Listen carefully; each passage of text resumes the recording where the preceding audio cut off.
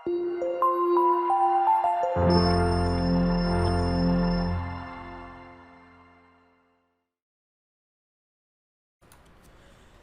meus amigos, tudo bem? Professor Alex Salim, voltando para mais um bloco aí a respeito do tipo penal, do erro de tipo. Vamos continuar aí o estudo dessa disciplina. Então eu vou passar aqui, vamos voltar para a lousa para a gente continuar. Então vamos estudar agora o delito putativo por erro de tipo. Delito putativo por erro de tipo. No erro de tipo, veja só, o agente não sabe, devido a um erro de percepção, uma falha na apreciação da realidade, ele não sabe que está cometendo um delito. Então ele compra cocaína pensando que está comprando talco. Ou ele transporta cocaína acreditando que está transportando talco, né? Ele mata uma pessoa ali, a história do atirador, do caçador, que ele vê ali o chifrinho do alce, ele acredita que está tentando contra a vida de uma pessoa, mas na verdade ele está tentando contra a vida, ele acredita que está atirando um bicho e acaba atingindo uma pessoa. Já no delito putativo,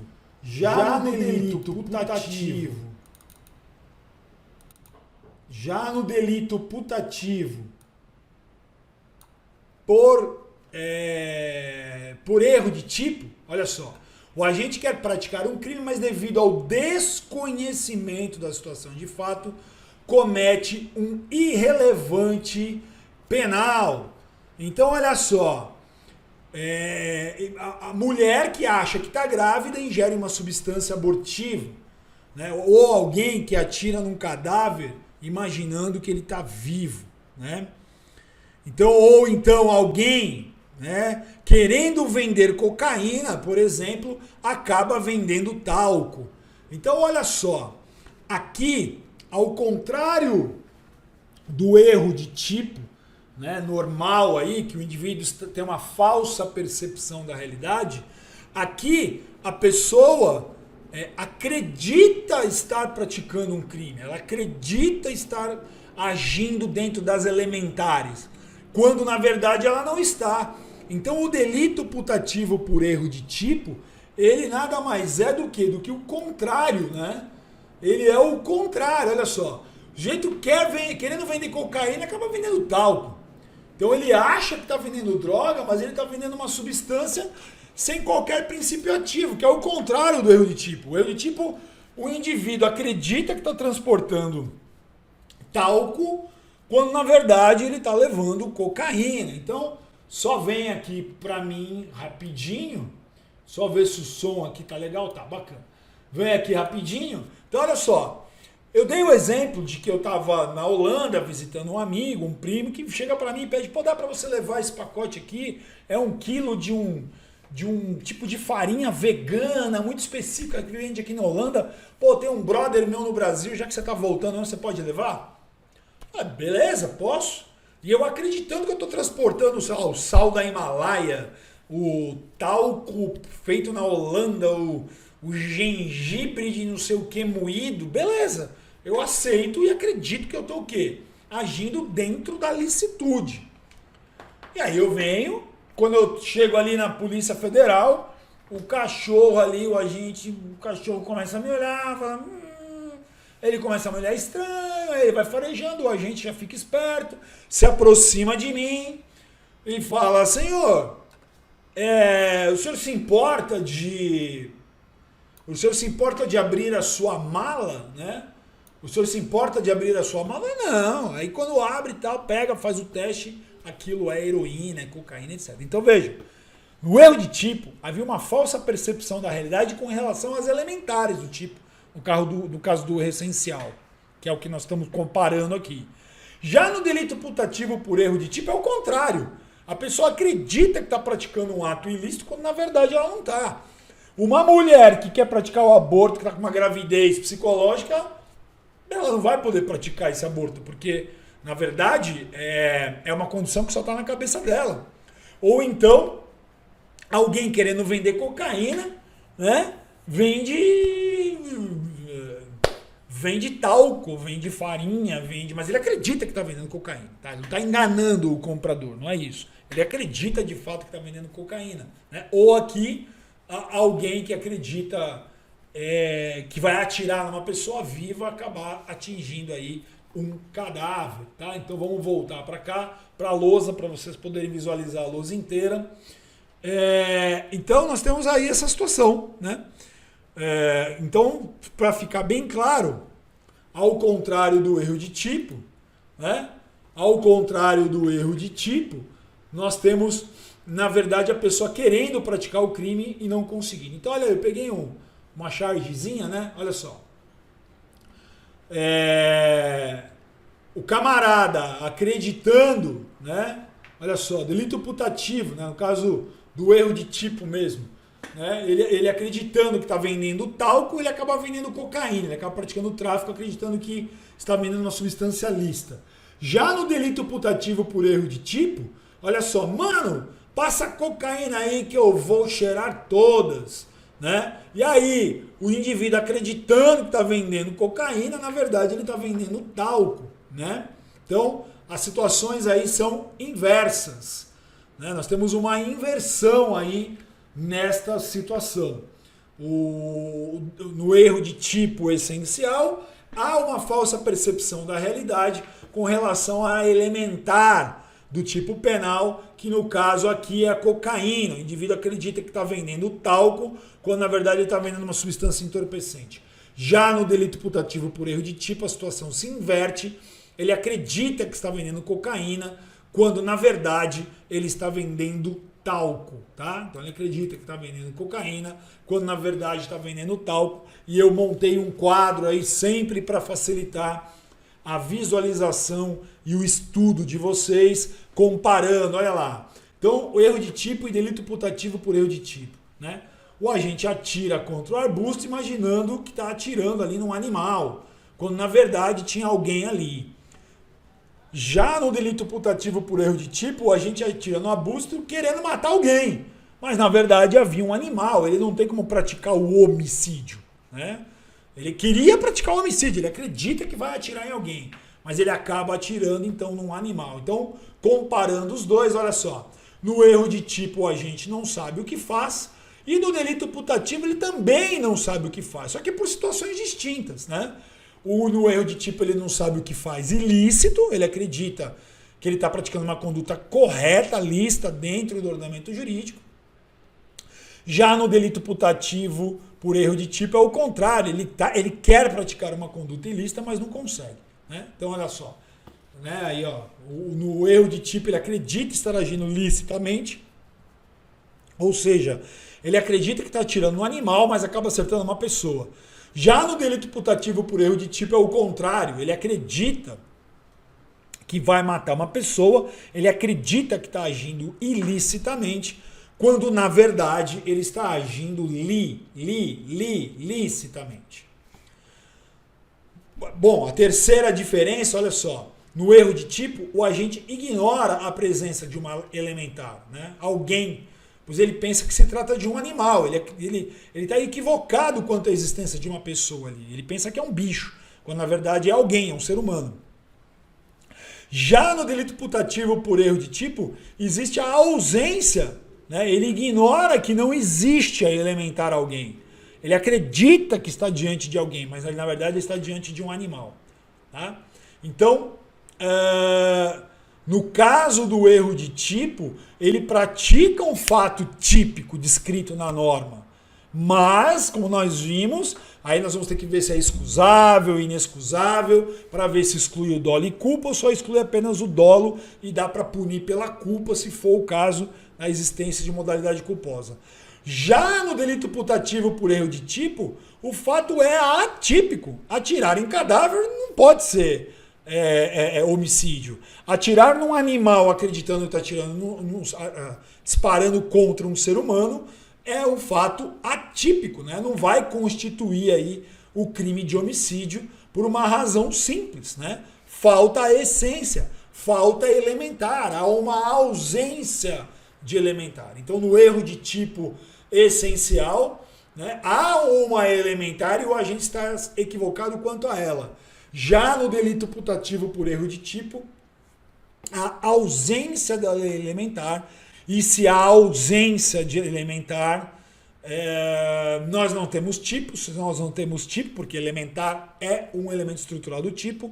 Se nós não temos o tipo, não temos tipicidade. Se nós não temos tipicidade, nós não temos o fato típico. E se nós não temos o fato típico, a conduta é denominada de atípica. Então ele não responde pelo crime. Legal? Bacaninha? Bacana o quadro aí para vocês visualizarem. Dá uma olhada aí mais um pouquinho que eu vou molhar o bico aqui. Magabilha, meu camarada. Então vamos seguir. Segue o barco, segue o barco. Vamos fazer então uma revi geral aqui. Vamos fazer uma revisão geralzinha. Uma revisão geralzinha, tá? Olha só. Crime, então, é fato típico. E esse fato típico é composto por conduta, por resultado, por nexo de causalidade e por tipicidade. Esses três primeiros nós já falamos exaustivamente. A tipicidade, então, corresponde à subsunção, o encaixe do fato à norma. Tipicidade corresponde à subsunção, o encaixe do fato à norma. E aí nós temos, dentro da tipicidade, a estrutura do tipo. Ele é composto pelo núcleo, que é o verbo ou verbos, né? Pode ter mais de um. Os elementos, que são os componentes estruturais do tipo penal, aquilo que descreve de fato a conduta, o roteirinho da conduta. Subtrair para si, para outra, em coisa alheia móvel. Subtrair é o verbo, todo o resto são elementos. Ou então, constranger alguém mediante violência ou grave ameaça à conjunção carnal, ou ato libidinoso diverso da conjunção carnal. Ou seja, o constranger é o núcleo, todo o resto são os elementos ou componentes elementares do tipo penal. E por fim, no tipo nós temos as circunstâncias, elementos que circundam, estão fora, não compõem a essencialidade do tipo, mas tem a função de interferir, de alterar a pena, como por exemplo agravantes, qualificadoras, atenuantes, causa de aumento, causa de diminuição. Então tudo isso aí está no plano da circunstância. Então no furto, por exemplo, nós temos uma circunstância dele ser praticado durante o repouso noturno, vai aumentar a pena. Nós temos o furto qualificado, né? Então várias situações, quando o furto é praticado por mais de uma pessoa, quando tem emprego de chave micha, rompimento de obstáculo, escalada, destreza, né? Então aí é uma qualificadora. E nós temos o furto privilegiado, que é aquele que o agente é primário, de bons antecedentes e é de pequeno valor a coisa, a pena pode ser reduzida. Então tudo isso está no plano das circunstâncias. Depois nós vimos o erro de tipo, que é a falsa percepção da realidade. Vimos a falsa percepção da realidade, diferente da ignorância. A ignorância, o indivíduo não conhece a realidade, e no erro ele tem uma falsa percepção da realidade. Esse erro ele é considerado como essencial e também como acidental. O erro essencial é aquele erro com relação aos elementos estruturais, é o erro com relação aos elementos estruturais, as elementares. E esse erro pode ser permissivo ou erro incriminador. Erro sobre elementos permissivos, como por exemplo, uma legítima defesa putativa. Ele acredita que está diante de uma legítima defesa e se equivoca com relação a essa realidade e pratica o crime. Já o erro essencial com relação ao tipo incriminador, aí sim, ele é o erro sobre um proibitivo, um preceito proibitivo. E ele se divide em inevitável, né, ou seja, excusável. Ele vai excluir o dolo e a culpa, porque o homem médio, a pessoa diligente, não conseguiria evitar esse erro, mesmo que ele fosse diligente, ele não conseguiria evitar. É o caso do caçador que, olhando lá o arbusto, ele vê o chifre de um alce e ele, acreditando ser um animal, ele atira, depois ele constata que é uma criança, estava brincando ali com um chapéu. Ele não tinha como evitar isso, então exclui dolo e culpa. De outro lado, ainda no plano do erro essencial incriminador, nós vamos ter o evitável, né, o erro evitável, que é aquele que, se o indivíduo fosse um pouco mais diligente, ele teria evitado o resultado. Nesse caso, há uma exclusão do dolo, mas pune pela modalidade culposa se houver previsão expressa da modalidade culposa naquele tipo penal. Então é o caso, ainda pegando a ideia do caçador, que vendo ali o chifre, né? Só que ele tem que normalmente usar lente corretiva, um óculos, e ele quer saber, eu vou caçar sem. E ele olha e fala, é um alce, pau, e atira. Na verdade era uma pessoa. Vejam, nesse caso, por que chama evitável? Por que chama evitável ou inexcusável, imperdoável? Porque se ele fosse mais diligente, ele teria evitado o desfecho mais grave, aí, né, atirado na pessoa, bastava usar a lente de correção, que ele evitaria aí essa situação. Tá? Então, essencial, permissivo, incriminador, inevitável, evitável. Do outro lado, nós temos no erro acidental essas 5 modalidades: erro sobre o objeto, erro quanto à pessoa, erro na execução, resultado diverso do pretendido e o erro sobre nexo causal. Aqui, no erro sobre o objeto, o indivíduo vai se equivocar sobre a coisa, ele acredita que está levando um relógio de ouro e leva um relógio de latão, isso não interfere em nada na punição dele, porque é um erro acidental, o nome está dizendo. Erro acidental quanto à pessoa, né, aí ele representa mal a pessoa. Ele quer matar o pai e acaba acertando o tio, mas não porque ele é ruim de mira, não, é porque ele representa mal. Ele olha a distância e imagina que é o pai, quando na verdade é o tio, eles são parecidos fisicamente, e ele se equivoca lá, erro quanto à pessoa. Isso aqui eu estou fazendo uma revisão, só lembrando, aí vocês vão, para estudar o detalhamento, assistam a aula novamente aí. Erro na execução, né? Aí sim, o aberratio ictus, aqui nós continuamos de erro de pessoa a pessoa, né? Porém, eu vou o quê? Não é que eu represento mal, eu executo mal mesmo, eu sou mal de tiro, eu atiro a pedra, queria acertar A e acerto B, e por aí vai. Aí é a aberração na execução, aberratio ictus, né? Mandou mal, vamos colocar assim. O quarto é o resultado diverso do pretendido, né? Então aqui eu tenho bens jurídicos distintos sendo atingidos, o problema de crime a crime, eu quero atingir a viatura, acabo acertando o policial que está dentro, ou eu quero atingir uma pessoa e acabo praticando crime de dano com relação ao patrimônio privado. Então, esse é o resultado diverso do pretendido, aberratio criminis ou aberratio delicti. E depois, nós estudamos aí o erro sobre nexo causal, que é o desvio no processo causal. O indivíduo, ele quer matar a pessoa por afogamento, arremessa, né? Empurra a pessoa ali de um penhasco e durante a queda ela baixa a cabeça e acaba sofrendo um traumatismo craniano e morrendo do traumatismo craniano. Interferência na punição, porque o objetivo desde o início, o dolo dele era matar e ele conseguiu esse resultado, ainda que não fosse pelo afogamento, que era o que ele planejou inicialmente, mas durante a queda a pessoa bateu a cabeça ali e morreu. Então nós temos aí o erro sobre nexo causal, o aberratio causae, que é distinto do dolo geral, como nós vimos. No dolo geral eu tenho 2 atos e no nexo causal, lembrem-se sempre do dolo geral, do caso Nardoni, né? Eles esganaram a menininha primeiro e, acreditando que ela estivesse morta, jogaram a garota pela janela e ela de fato morreu por causa da queda, né?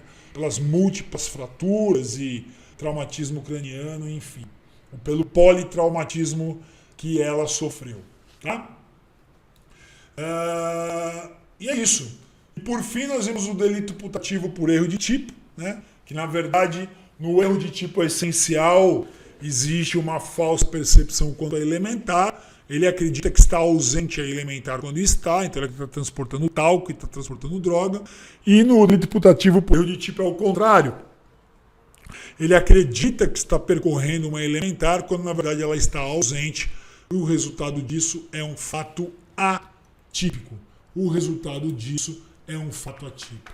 Então, com isso, meus amigos, olha só, lembrando então aqui do conceito analítico, nós vimos que crime é fato típico, né? E vimos aí toda a teoria do fato típico, nós vimos aí a ilicitude, né? Nós vimos, não, aqui é o segundo elemento do extrato analítico, do conceito, é o segundo extrato analítico, o segundo elemento analítico do conceito analítico, né, ilicitude, isso ainda não foi estudado, e a culpabilidade. Então, para a maioria aí da doutrina que é tripartite, essa é a estrutura do crime, tá? Então, aqui praticamente nós matamos, tá? E aí eu trago para vocês no material, só para vocês visualizarem alguns esqueminhas aí de mapa mental, né? Vocês percebem que eu gosto muito desses esquemas de mapa mental, isso ajuda bastante a gente a fixar o conteúdo, é mais fácil de revisar. O mapa mental, ele tem a função de revisão, né? Então você, todo início de aula ou todo início de matéria, antes de começar a nova matéria, você dá uma revisada aí no seu mapa mental ou no seu fichamento. Olha, eu trouxe um outro modelo aqui também, até mais completo, né? Para que vocês visualizem aí de como fazer isso. Bem bacana, bem legal, né? Olha aí, ó, um terceiro modelo aí também, né? Veja, isso aqui é um fichamento. Então, um modelo de fichamento. Você numa só planilha ali, num só foco de visualização, você consegue visualizar aí todo o tema que você estudou. E isso é muito legal para fazer revisão da matéria, ir e vir na matéria, revisão da matéria, tá? Então, só ficando aí uma mensagem, né? Ficando aí uma mensagem para vocês. Vamos voltar para a mensagem da aula de hoje, vamos voltar para mim, né? Peraí, deixa eu colocar a tela inteira, volta para mim. Então, vimos aí todo o erro de tipo, os mapas mentais. Parece besteira, mas assim, a neurociência ela tem comprovação de que nós temos duas formas de fixação, a memória emocional e a repetição. Então vocês devem, por isso que eu exagero, brinco no exemplo tal, porque isso ativa a memória emocional e essas fichas, esses fluxogramas, mapas mentais, chamem da maneira que vocês quiserem, organizem da maneira que for mais interessante para vocês. Esse fichamento ele é muito importante na revisão da matéria.